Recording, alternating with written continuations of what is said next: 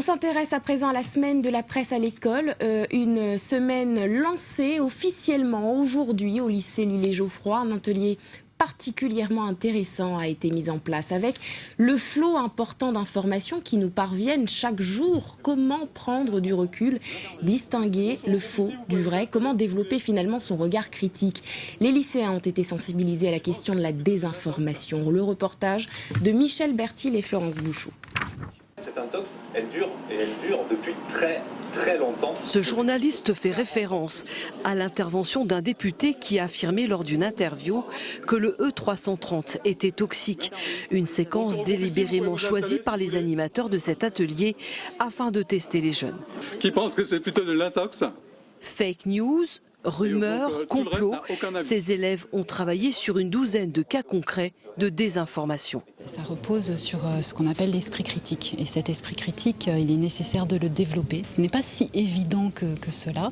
Et on a bien vu que l'année 2017 a été beaucoup marquée par ce phénomène qu'on appelle la désinformation, qui a été révélé notamment lors des élections aux États-Unis de Trump. Et on voit qu'il peut y avoir des manipulations autour de cette information. Dans la réalité, ils ne sont pas dupes. Souvent on dit ils sont pas dupes. Ils sentent quand même qu'il y a quelque chose qui passe pas forcément très bien.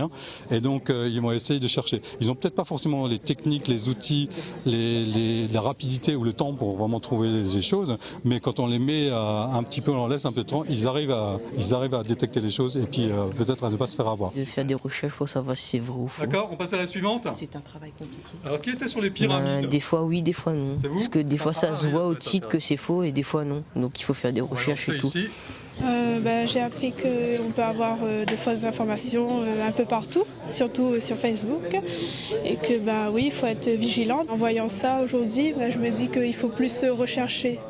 D'où vient l'info ? Cet atelier a plu aux élèves adeptes des réseaux sociaux et dans un monde submergé d'informations, les animateurs espèrent bien qu'ils se comportent dorénavant en consommateurs éclairés.